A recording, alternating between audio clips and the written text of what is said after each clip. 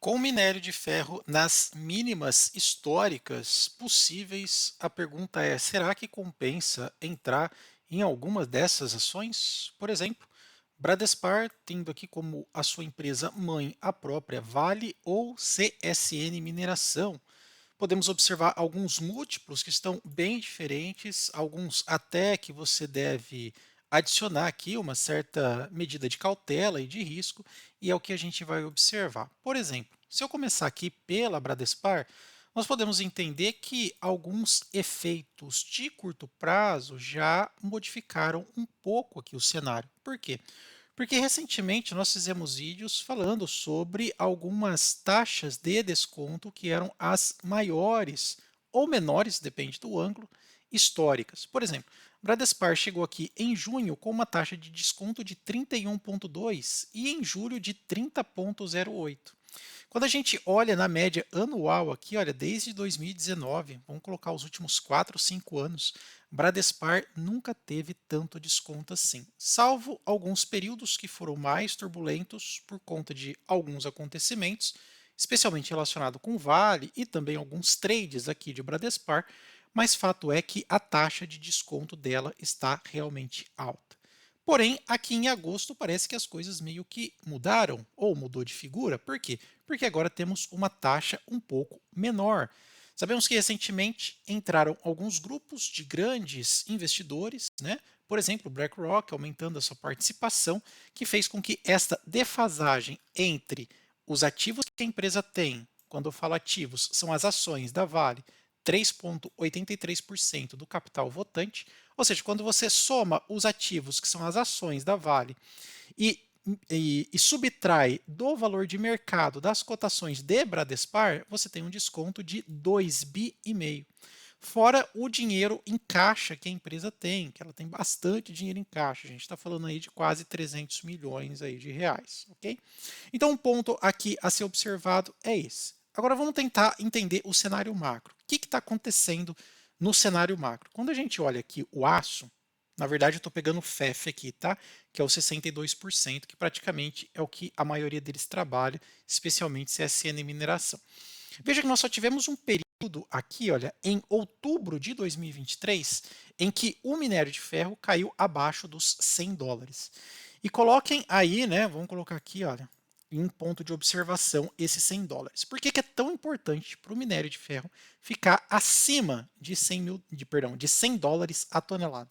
Porque normalmente esse daqui é o break-even, ou seja, é a margem de lucro mínima que uma empresa tem para poder ter, obviamente, rentabilidade e lucro para os seus acionistas.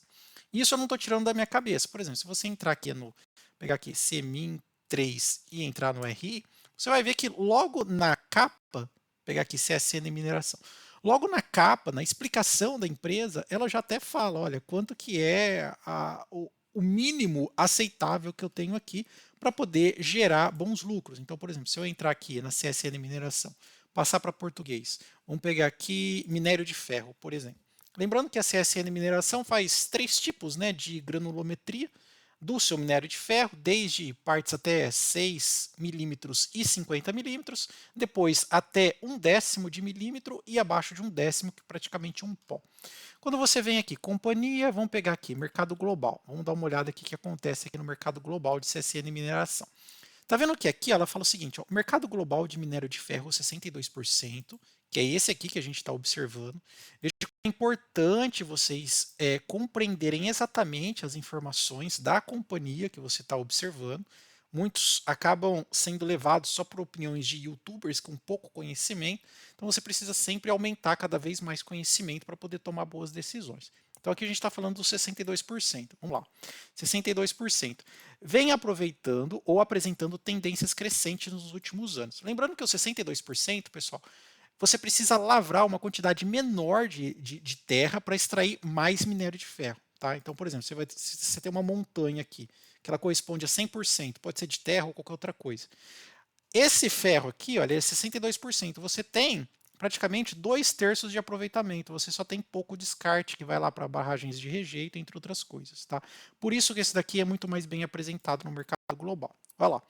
tendência crescente nos últimos anos, superando os níveis de preço de $100 a tonelada desde 2020, razão de equilíbrio favorável entre oferta e demanda. Ou seja, ela entende, a CSN Mineração, que $100 é uma razão muito boa para a questão de precificação deste ativo. Só que aqui a gente está vendo que meio que foi por água abaixo esses $100. Por quê? Porque caiu o mercado chinês, tentou dar uma impulsionada com a questão imobiliária, caiu de novo, tentou levantar, mas caiu e não para de cair.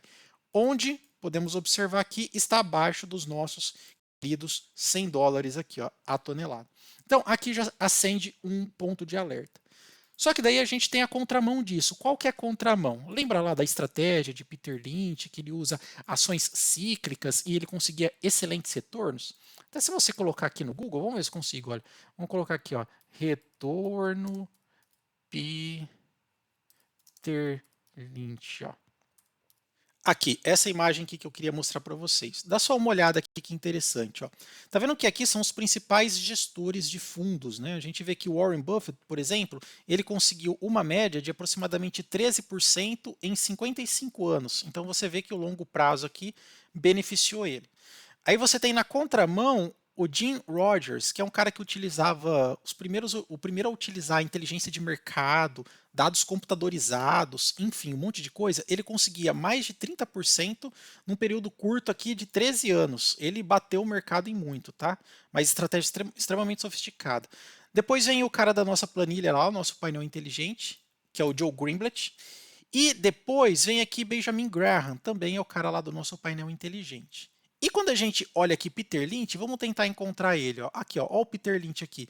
O que ele conseguia? Num curto espaço de tempo, mais de 15% de retorno. Como que ele conseguia fazer isso? Através desta análise de ações cíclicas. Então, aqui a gente tem um ponto de observação. Por exemplo, se eu sei que a commodity principal de determinadas empresas está num ciclo extremamente de baixa, dá uma olhada aqui no gráfico. O que eu devo fazer? Bom, primeira coisa é começar a estudar, ver se faz sentido isso daí. E segunda coisa, já começar a montar uma posição para aproveitar oportunidades, né? Eu, por exemplo, o que eu estou fazendo? Isso não é uma recomendação. Eu estou começando a aumentar a minha reserva de oportunidade. Hoje, basicamente, eu estou zerando as compras mensais e semanais e estou aumentando a minha reserva de oportunidade. Eu entendo que aquela curva implícita que a gente vê, né, na verdade, da inflação implícita, onde você tem o DI, né, que seria a curva de juros real versus a curva de juros nominal, então aqui você tem a inflação implícita, isso daqui está causando um desequilíbrio que eu acho que a partir do momento que esse negócio aqui degringolar, eu acho que a bolsa vai virar. Por quê? Porque não tem como, a Selic vai precisar aumentar para a questão de contenção de gastos. A gente está vendo um aumento muito grande de gastos. A Selic, que estava numa tendência de queda, já não vai ter mais. Já estão falando em 11 ou 12,5%. Aumentando a taxa básica de juros, o que acontece? Você vai ter a migração, o efeito de migração de renda variável para renda fixa. Perdendo essa atratividade, o Brasil perdendo investidores institucionais e internacionais, infelizmente eu estou vendo aqui uma queda aí no curto médio prazo da Bolsa Brasileira. Posso estar completamente errado, mas essa é a minha visão. Então, a partir de agora, eu estou começando a fortalecer a minha reserva de oportunidade. E algumas ações vêm se apresentando aqui já como radar. Por exemplo, vou pegar aqui, ó, Semin 3. Vou pegar aqui, ó, colocar na mesma escala, Semin 3. Olha lá. E vou colocar aqui também Vale. Vale 3. Isso daqui eu estou falando só de commodity. E também vou colocar Semin Vale e vou colocar Brap 4. O único ponto aqui que a gente tem que tomar cuidado com a Bradespar é o caso envolvendo Litel, tá? Ó, Litel, coloca aí no Google, tá? Já foi julgada em segunda instância, 2 bi. E 2 bi, se ela for realmente for sentenciada para pagar, né? Ter o veredito do pagamento, 2 bi praticamente é o dividendo dela anual de aproximadamente R$ 3, tá? Então, se isso realmente acontecer, marcado aqui para o segundo semestre de 2024, já foi julgado em segunda instância como causa ganha, isso daqui vai afetar totalmente a Bradespar. Então fique atento a isso, tá? Então vamos lá. Então nós temos aqui o ferro, o minério de ferro, caindo 23%. Eu vou colocar aqui, olha, nos últimos, vamos colocar aqui, ó, vou colocar aqui a partir de 2023, nos últimos 18 meses, ó, desde 2023, vamos lá. O minério de ferro caindo 20%, a Vale 25% e Brap 26%, totalmente correlacionado. Minério de ferro versus Vale e Bradespar, que é a irmãzinha aí, totalmente correlacionado. A gente tem aqui uma questão que é a CSN Mineração. Por ser uma empresa menor, nesse setor, você tem, assim, é como manobrar um transatlântico e manobrar um caiaque. Tá? Então, guardadas as devidas proporções, quando o minério de ferro subiu, ela subiu com muito mais força do que uma Vale e Bradespar. Só que quando caiu o minério de ferro, ela caiu com muito mais força do que essas outras duas aqui. O que eu estou vendo? Essa consolidação de queda do minério de ferro empurrando cada vez mais para baixo a CSN Mineração, dada a vista essa volatilidade dela, eu entendo aqui que ela já começa a ser um ponto para eu estudar. O Barsi recentemente disse que está entrando aqui em CSN Mineração. Eu vou observar um pouco mais de perto, estou vendo o movimento do minério de ferro e entendo que isso pode representar uma queda ainda mais assintosa para a CSN Mineração. É isso que eu vou fazer, é isso que eu vou esperar. Outra coisa também que a gente tem que observar, eu quero ver, e falando nisso, pessoal, eu vou deixar para vocês aí o primeiro link fixado, tanto no comentário quanto na descrição, de uma novidade aí que eu preparei para vocês. Então, cliquem aí no primeiro link da descrição e comentário para vocês acessarem aí essa novidade. Outra coisa também que eu quero mostrar para vocês, base fundamentalista. Vamos ver como é que tá essas três empresas de acordo com Greenblatt e Graham, que são esses caras aqui dos gráficos que a gente construiu o nosso painel inteligente. Lembrando que esse painel inteligente já estão chegando a 600 acessos, estão ajudando bastante o pessoal aí a encontrar ações boas e baratas, boas oportunidades. Vou também deixar o link aí para vocês na descrição e no comentário. Vou vir aqui, vou colocar o ticker, vamos começar por BRAP, BRAP 4, vamos ver se ela está cara ou barata.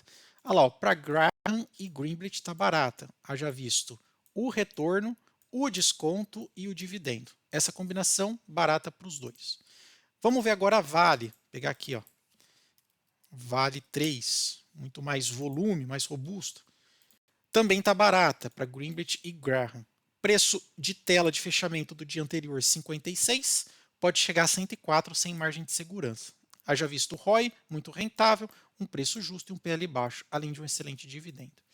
Vamos ver agora a que está chamando a atenção de todo mundo, né? Semin 3, CSN Mineração, cara ou barata. Graham não compraria, preço de tela 6,18, preço para ele 6,36, está muito próximo. Greenblatt compraria, por quê? Retorno excelente, atrelado também a um bom dividendo, ok? Esse é o único que não é um consenso, é um descenso. Então, pessoal, vou deixar aí o painel para vocês, caso vocês queiram acessar também, vou deixar o link na descrição e no comentário. Obrigado pela atenção, se gostou, não esquece de deixar o seu like, se inscrever no nosso canal e compartilhar o conteúdo. Até mais, tchau, tchau!